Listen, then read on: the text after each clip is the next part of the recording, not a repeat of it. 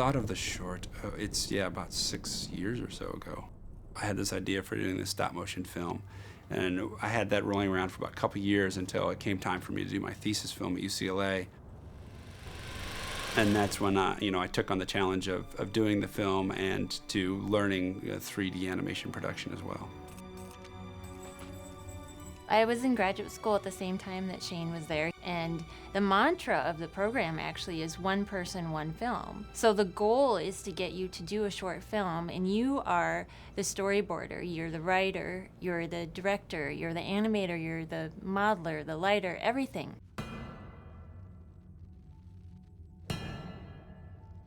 You do the whole thing, and you can have help here and there, but for the most part, you do the entire film yourself. And that's what Shane did. You know, he spent 4 years making the short, and it was his college thesis, so I was totally blown away by that. The fact that he had to keep buying new equipment pieces, and I think that's partly why it took so long. You know, he didn't have the best equipment in the world, as I can't imagine he would at college.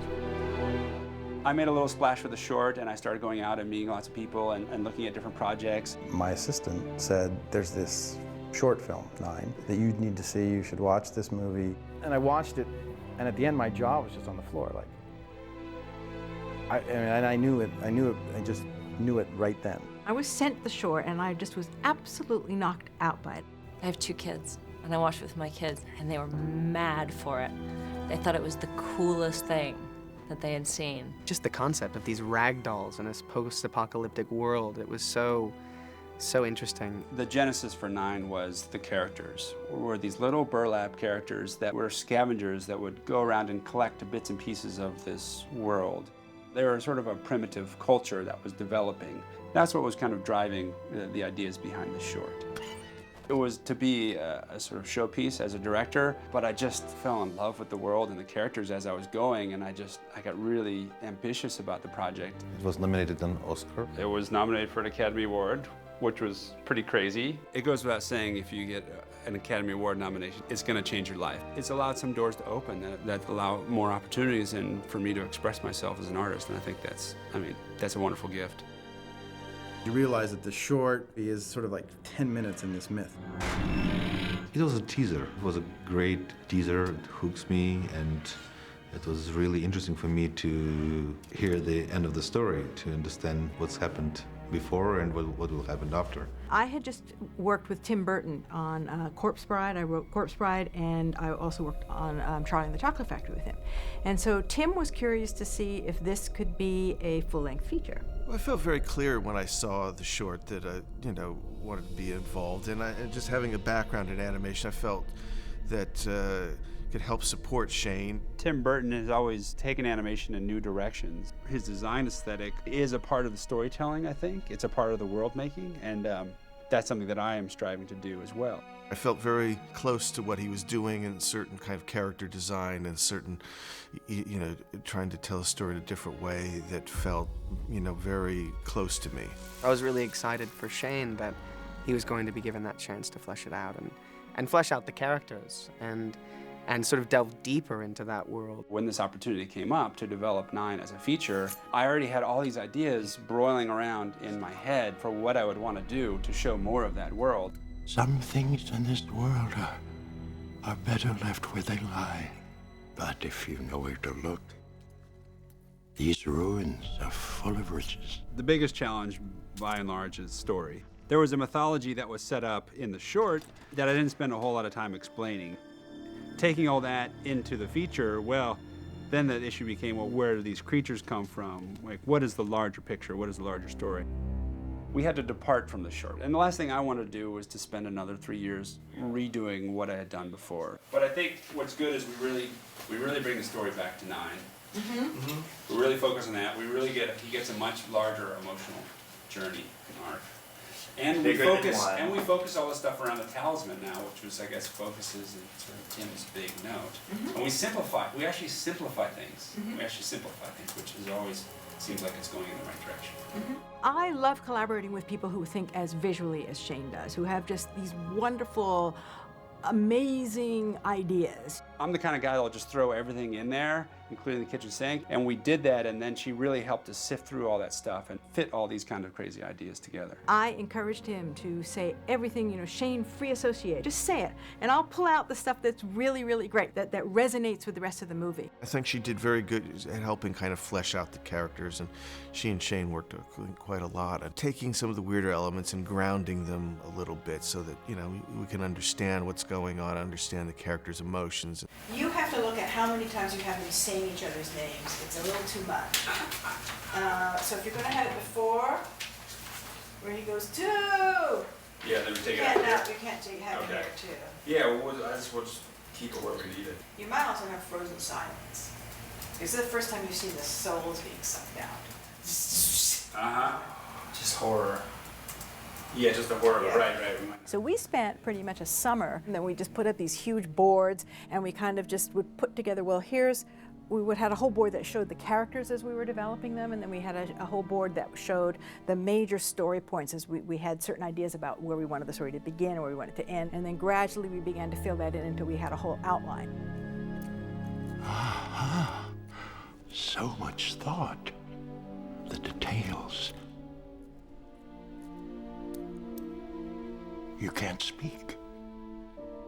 Well now, surely we can fix that. We found it very difficult to try to tell some of the larger story points and some of the larger emotions that are happening without dialogue. Of course, the short was silent. It was based more on visual storytelling and pantomime.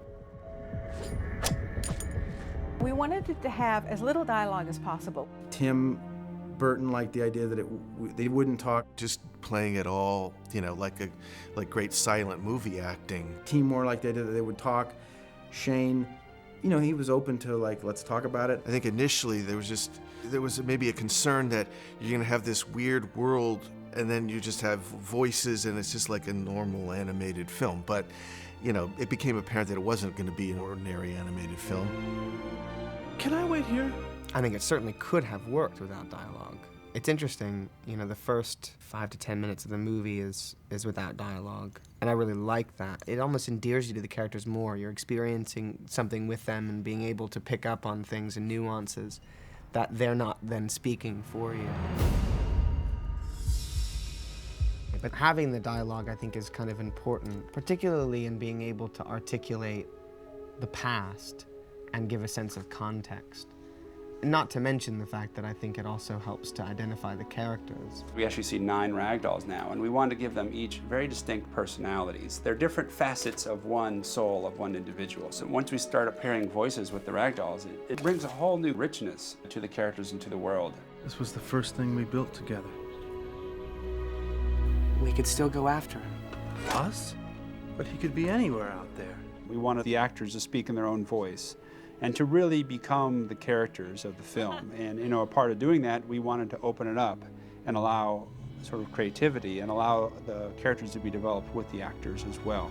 But you've had a vision in there, and so that causes you to hesitate, that you think that there's something greater here. Significance. There's some exactly, and then this could be a key in helping you figure out what that thing is and what it's going to do. I think it was really exciting for me to work with someone that not only was directing the piece, but was the one who created it and was also doing animation on the film and incredibly hands-on in that regard. Luckily, of course, I was working with the autocrat, the fellow who wrote it. Even if the lines were seemingly abstract, ultimately you could get to the true understanding of the psychology behind it, and that's what you need. Go back to the source. It's a sign of a good director. It's just a dream come true. I mean, the opportunity that I have to work with some of these actors is just incredible. And you move back as he sort of winds himself up and falls down. How long has it been since Stu has... We were basically on the same page. We talked the same language. Wait, I'm a friend. This is smashing, smashing. 7? I don't believe it. He was really lovely to work with. He made it very comfortable. I had never done it before, so. That's good. Let's try another one. It's a little softer, I think. I'm sorry. I just couldn't stay trapped in that tower any longer. sometimes you'll hear a voice and it's just a voice, and I think that's what I was worried about. But each one, they somehow saw what that character was and became it, and that to me is not like celebrity voicing. They're actors doing real characters. I think it enhanced the sort of mystery of the story, helped ground it into some humanity.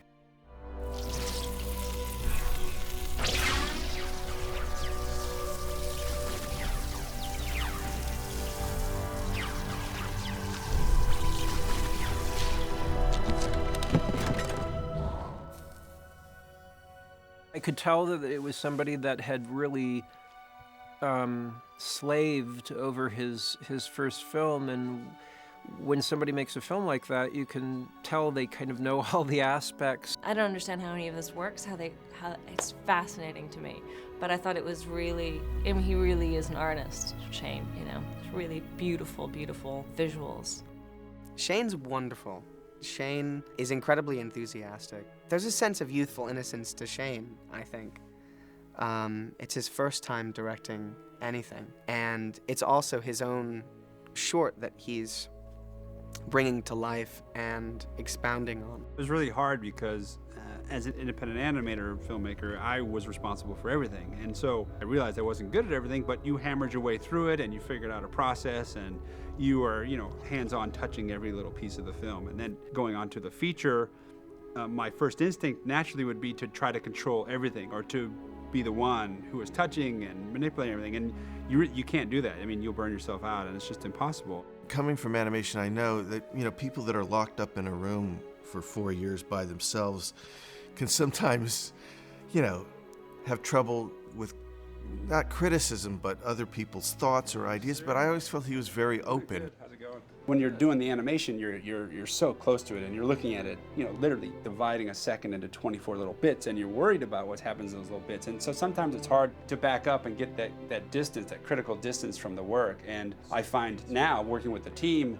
there's always people around to bounce ideas off of and to see it in new ways. He's very collaborative, and I really like that. He'll come right over to your cube and we'll discuss a sequence, and he's so open to different ideas and different ways of viewing things. Some of the best ideas have come out once we've got the film up and we've shown it to the crew, and we can all sit in a room and really talk about what's going on. But they sort of have the promise of humanity. What are they going to do with this new world as it comes back? Perhaps it could move the rain to the end instead of where it is. I find that the rain where it is now doesn't have as much importance as if we put it at the end, because then you're still showing that the earth is going through cycles. It's kind of stuck on a melancholy because they're almost kind of like the earth is crying for them, I guess, when the soul's released. Coming onto this, it took me a while to learn, the differences between the short, because so many more characters and so much more going on, so much bigger, so much more epic. So I really had to get inside of his head. It's banking like this, and it'll wipe us like that. Yeah, we'll see it. We'll just hook it up in the pose, and then the fact that it's crossing the middle line in the next shot makes the hookup. So you've got this big camera turnaround anyway, which means that we know where the space is, we know where the characters are. Yeah. It's more about kind of teaching and managing people to think in the way that you're thinking, so that they can start to solve the problems and figure out those things autonomously. I really appreciate the creativity that Shane's brought to this. His vision is incredibly clear. He also knows some of the limitations, so he's structured the production to ensure that he gets the most up on screen. Shane's really challenged me to be a better filmmaker, I think.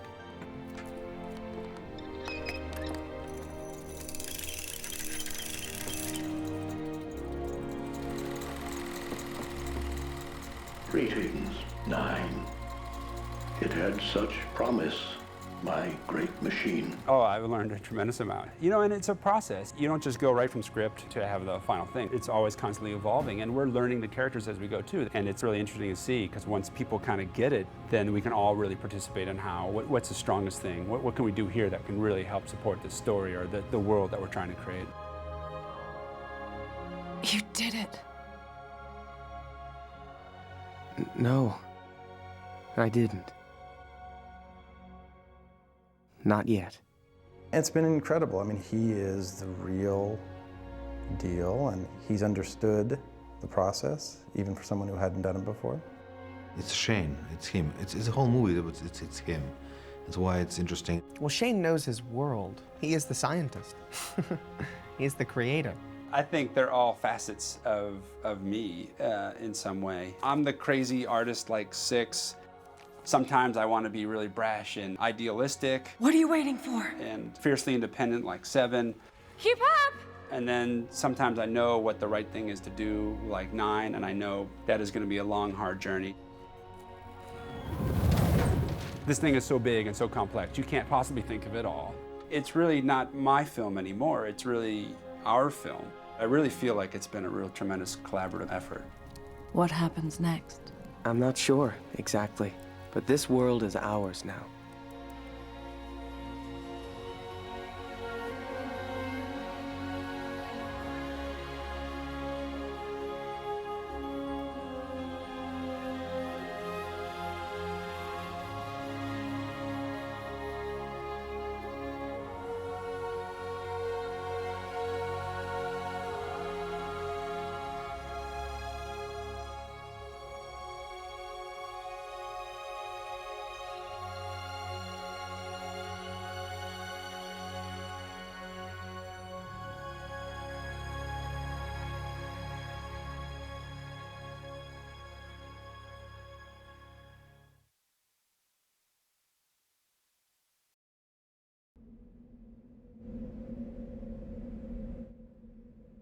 The world that we're going to explore in the film, it's not our past per se, it's kind of a parallel universe.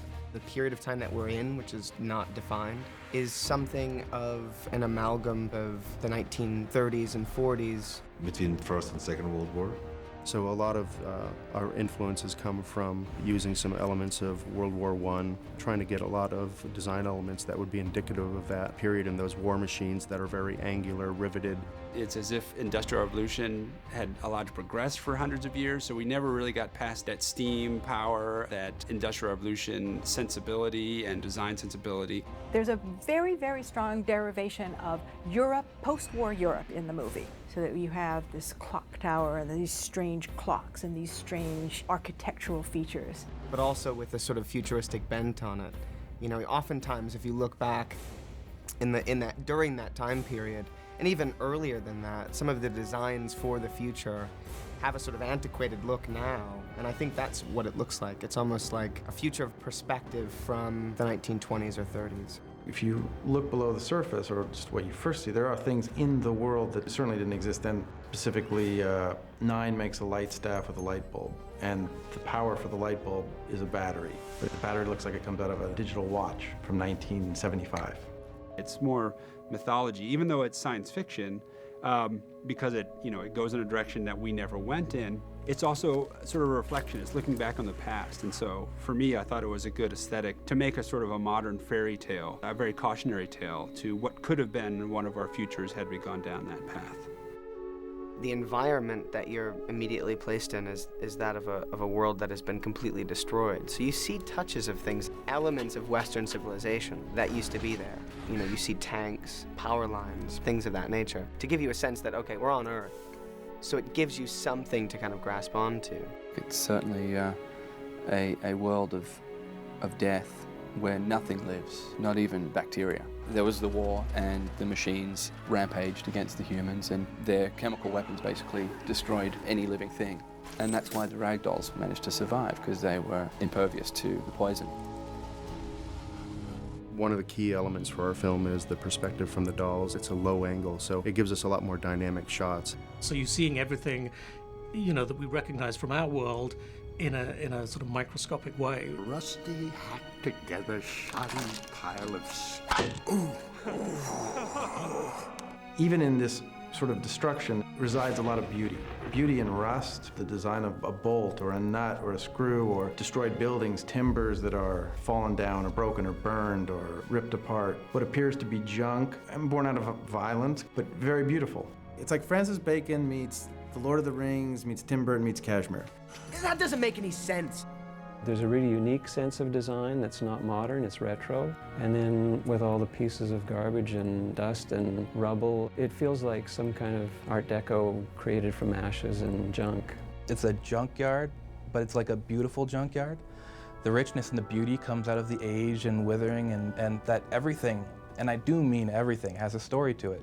Like if you look at a board in the background, it's laid up against the building and has a burn mark which suggests that it blew out of this window and landed in this particular way. The posters that are up are suggestive of the revolt that happened. The break in the wall that you see in the beginning actually is a spot where the creatures broke in and destroyed the city. The wasteland was a forest, so it has dead trees in it. That's all that history that you don't necessarily literally hit the audience over the head with, but that sort of ties all that stuff together and gives it sort of meaning.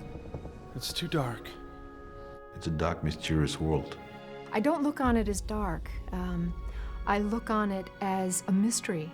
A lot of moments in the movie are very dark.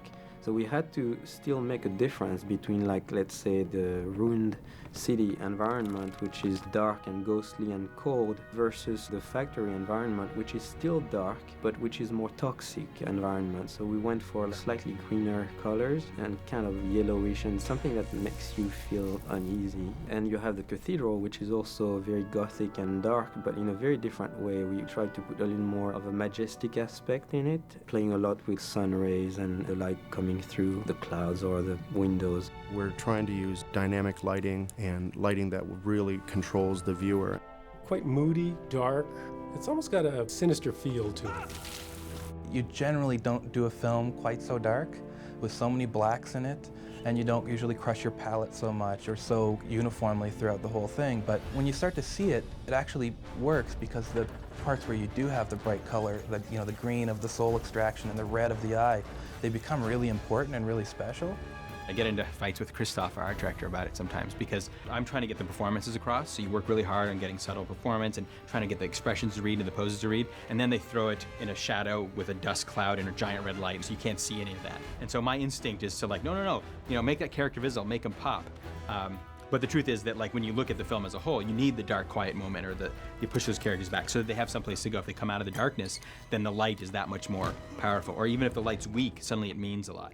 Even though it's kind of a creepy and dark movie, there's still a certain beauty to it, and it's all in the way that it's just sort of shot. Even though I know it's supposed to be frightening, it's still appealing to look at. If you know where to look, these ruins are full of riches. The art department here at Stars is fantastic. They've done a great job with the color. It's very earthy, earth tones, something that you don't usually see in CG animation. You know, everything seems really bright and cheery and very, very clean and sort of simple. And I really wanted to give a real grit and a texture. It's not bright like in your face colors. It's just beautiful, a beautiful mixture of colors with sunsets and the orange afternoon light. The palette is very narrow, and yet there's a lot of color in that palette.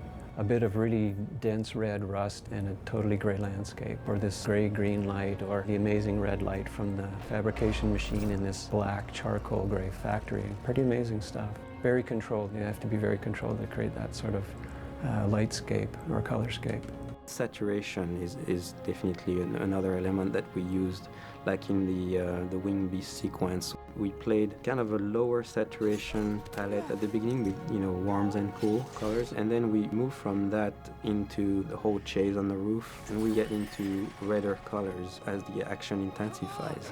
It's very painterly in a lot of ways. It's not photorealistic, but it's almost as if our characters exist in this painted landscape, as if they're walking through an old painting. I wouldn't really want to be a sock puppet in a post-apocalyptic world, would you? No. No.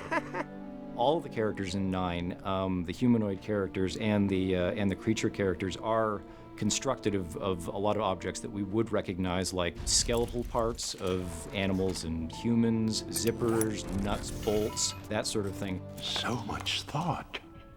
The details. Carved wood. Molded copper. When you've got real things, real items, telescope lens, little fisheye hook, and a little crossbow made out of paper clips, it stirs up our imagination, so it's challenging as well as inspirational too. They're just little burlap sacks with eyes and mouths and legs and arms, and they run around getting into all kinds of trouble. The beauty, I think, of the design, of Shane's design, is that each of the characters, as the numerical order grows, so from 1 to 2 to 3 to 4 to 5 to 6 to 7, 8 to 9, each one becomes a little bit more finessed. as the person who created them got better at designing them and sort of improved upon each one as he went along. The first one that the scientists created would be the most rudimentary, would be the most crude. The hands are simple metal plates that are attached together, the feet the same way. As the scientists kept creating these creatures, they would evolve. Their design would get more complex, more refined. The actual animation of these creatures, these ragdolls, is what really struck me. I saw them as huge challenges. Mainly because of their faces. You know, you and I have eyebrows and eyes and a nose and a mouth that's very expressive, and their faces don't really have that. Their faces are very limited as to what they can show, and that was a real struggle to try and make these characters look believable and full of emotion and life. One of the biggest challenges probably would have been the eyes. They're sort of camera lenses with an aperture in them. They're in these deep eye cans, so getting expression from them, especially when you have a side view or a 3/4 view, is fairly challenging. If he, she needs to look around, you have to like sort of push them a little bit more because it's sort of like a horse wearing blinders, right? One of the things that I loved about, Nightmare was, having the main character have no eyeballs and something, trying to give that an emotional quality. You have to bring the expression out using the rest of the features of the face and the position of the body. I think that in order to make an engaging film, you have to have good villains. A lot of times, monsters in movies, there's so many things going on that it doesn't have a singular, strong image. It's either a bunch of tentacles or something that, But these monsters have a lot going on and yet have a strength of imagery. The genesis for a lot of the creatures stems back from ancient mythology. The winged beast can be seen as a kind of a dragon. It's a modern interpretation. The seamstress, the way that she lures her prey in and hypnotizes them, is almost like a reinterpretation of the Medusa, or maybe a siren from Greek mythology. And then the fabrication machine can be seen as a type of cyclops. The thing with creatures is we don't really have a base of that's the way a creature moves. We can't go out and shoot it. So you look at things that are similar. Like for the winged beast, you look at eagles. The seamstress was a challenge all on her own. We used Cobra reference to get her movement correct in her body and to really show that steady head and the predatory attitude. The ideas behind the cat beast was it was two creatures in one. It was a cat and a monkey, and so we had ape reference and we had lion reference. Our big bad is the fabrication machine. There's like a giant hanging spider robot creature, but there's a personality there. We played him really broad.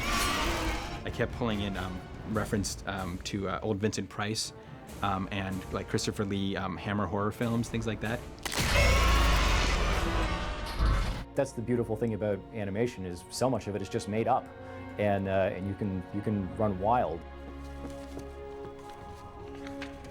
The thing that binds the characters, the creatures, and the world together is that they're all rising up from what's left behind. And so that is something that we use to kind of connect everything. There's been lots of post-apocalyptic films, so it's not a new sort of genre, but I just felt that the way that this was approached just came at it from a slightly different viewpoint.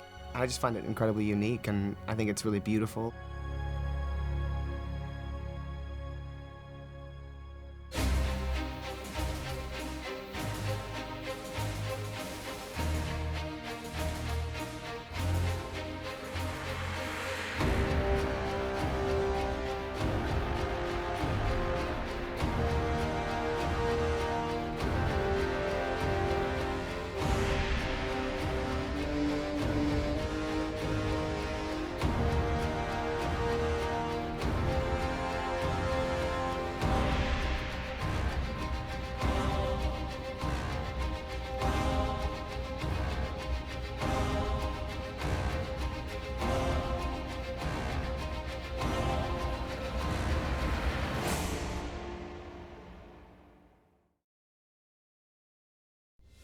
You did it. This is totally the kind of project I would have loved to work on my entire career. It's almost entirely acting. It's just performance.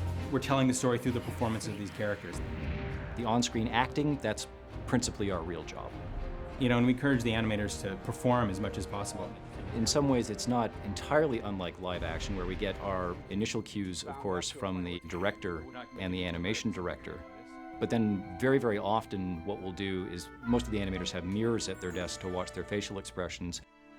They'll take a mirror and put it at their desk, and they'll just, as they're animating, they'll look at themselves and you take a look at yourself and you see how you're slowly, saying words. Like you say hello, and you would look at each letter and get an idea for what might be the right shape for that shot. If the dialogue performance is really strong, and we've got some really nice performances in this, there's usually a hook, something for the animator to sort of grab onto and sort of design the performance around that. So the animators will often use video reference that we captured with the voice actors to get not only the lip sync, but also to get a lot of subtleties of performance. Here is Christopher Plummer playing as one. And a lot of the gestures and the kind of subtle things that they do while they're giving their performance can be used to inform the animator as they go forward in creating the realism and the kind of texture that we want out of these characters in the 3D performance. Let's go. Follow me. But if you have no dialogue at all, then it's up to the animator to come up with the performance entirely. I mean, he is the actor in the scene. The tendency with computer graphic stuff is that it can move stiff like robots. And to create any flexibility in the body is a layer upon a layer upon a layer of acting. Especially in 3D animation, sometimes a single held pose doesn't read as a hold, it reads as a dead character or as a CG puppet. If we have a problem with them doing a specific move or action, we can always shoot live action references. Why don't you two act it out? So do you want to be, you can be 9? And that way we can get something like believable movement. Sometimes it actually makes your job easier. If you're just doing a shot of somebody stepping up or sitting down, you can just get it on video reference, do a little performance and get it there. So we do that. A couple of us will sort of stage stuff. We'll work out problems. We'll find a performance and then we'll record it so we have a reference. So maybe Charlie, can you come be our scientist here for a sec? I get up and act things out or do live action references. We did a lot of reference on this film. You know, I did do a lot of it myself because I secretly want to be an actress. And as you're doing the performance over and over again, just like any actor doing a rehearsal, you start understanding the nuances and inflections, and things will just start occurring naturally that you wouldn't have just thought of. So you really need to feel the performance in your own body and muscle memory in order to, imbue it on an imaginary character. Go back to the source. Every little piece helps to create this performance. It's grabbing little bits and inject a little bit of personality or acting to help the picture along. Cool. Is that good? We get that? Yeah. We might take a look at ourselves, what we were doing, how we were doing it, even subtle little ways of shifting our body from side to side as we were talking, and we use that quite a lot for our work. Because there's lots of these little things that you don't ever think about. Things in the face, little gestures that you do, even just the way the weight of the staff is enhanced. And what's great about these sort of mocked up props that we have is they have a kind of a realistic weight to them. So in addition to kind of getting the posing that you want, you also are getting a feedback about the weight of these objects and how they would actually feel in the hands of our characters if they were wielding this against various mechanical opponents. So you get this on camera and you can kind of study it later. We'll look at this sort of live action reference to find the little quiet moments. And also, again, it's discovery. We may think we know something, but it's always your memory. And when you actually do reference, you study real life, it's just inspiring. I sent him to scout. Yeah, quote and emphasize the dialogue. I sent him to scout. And then when you sit down to animate it, you're not just copying the live action reference, you're analyzing it, breaking it down, and then finding a version of that works on our characters. Because you can't actually copy it into the character, you have to interpret it and figure out how you can get that movement into the time frame that we have and moving like the personality of the character. So we'll try to use it to sort of inspire the animators to just be thoughtful about what they're doing. So not just sitting down and moving keys around on a computer, but they're thinking about the performance and the story. It's got weight in it. Enough. Animators are the actors, but they're never seen. Well, no one in animation is seen for the most part. Except here. Exactly. So thank you.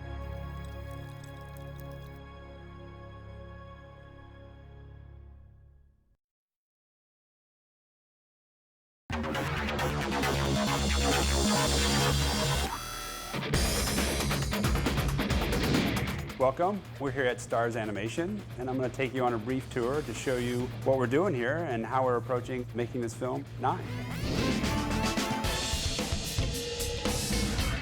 So this is the editorial department, and this is where the film begins, and this is where the film ultimately ends. This is Nick, our editor. Hi. So everything that we do, whether it's storyboards, layout, animation, lighting, it all comes filtered through the editorial department, where we can see it playing in context and make sure that our story is working, and all the elements that are coming out of all those departments are working to help us tell that story. So this is really the storytelling department in a lot of ways. We're shaping the experience that the audience has in the theater through visuals and sound. So this is the art department. This is where we take all the ideas that we've come up with in the script, the ideas for the characters, the ideas for the world, and we start to get them down on paper. We start to figure out what the characters look like, what the world looks like, as well as what does the light and the mood of the world look like. So we'll start with designs of the characters, building them out in sort of flat views that help describe the volume and the shape of the characters, the proportions and the detailing. That then gets sent on to the modeling department so they can start to create the digital versions of these characters, the virtual versions of these characters. So this is the modeling department. This is where we create and sculpt in the virtual world the characters, the sets, the props, everything that makes up the universe that this film takes place in. So here you see one of the characters, a character of 9. You can see that we have the three-dimensional representation of this character in the computer. He's been modeled with a lot of detail, and you can see a demonstration of the rig, the internal virtual skeleton that's inside the character that the animators use to create the performance of the characters. So after we've designed our characters and they've gone through modeling, they end up with animation. And we usually do a launch where we tell them what motivations for the characters are, what the acting is that we're looking for, what the intention of the scene is. And at the same time, they're also getting the voice acting from our voice actors. And if we've done any recording sessions, we try to film them as well so that they can review that footage and get whatever idiosyncrasies they can out of those voice actors to help inform how they might approach giving life to the characters in the computer. So you can think of animators as being our actors. They're the ones who create the emotion and the action and all the performance of both the characters and the creatures in the film. It's so hard not to be cartoony. You want to be realistic. Right. So it's almost like keeping it simple is the trick. Yeah.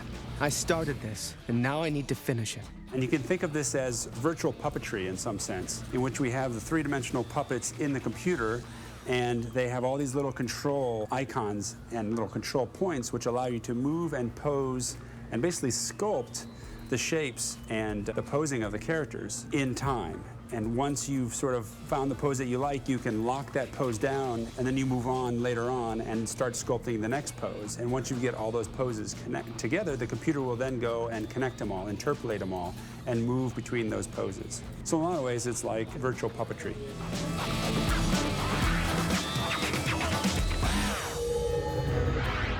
So this is the layout department. This is really where the cinematography takes place. We're gonna yo-yo the camera, and then 6 will come breaking frame and move back towards the machine. We figure out in a rough form in storyboards in a 2D way, what are the shots that we need to tell the story? And then we enter into the actual three-dimensional world, the virtual world, where the characters are gonna be acting, and we start to try to represent and further explore what the camera setups would be, how we're going to tell this story in these environments. And so the layout department is responsible for taking a whole sequence and starting and roughing in and setting up all the cameras to tell through cinema the story that we're trying to achieve.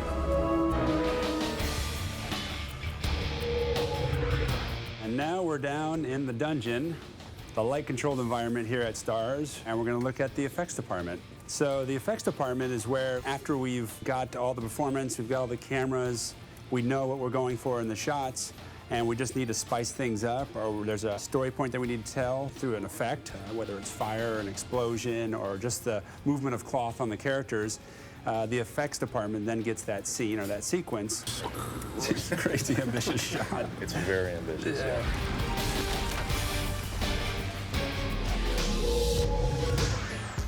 Here we are at sort of the final stages of the filmmaking process in the lighting and compositing department. This is where all the elements, the animation, the effects, and the lighting, they all come together to create the final shots in the film.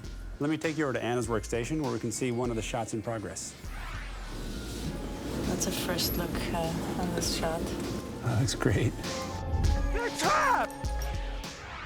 Well, thanks again for going on the tour. I hope this gives you a little sense of what it took to make this movie. Thanks again.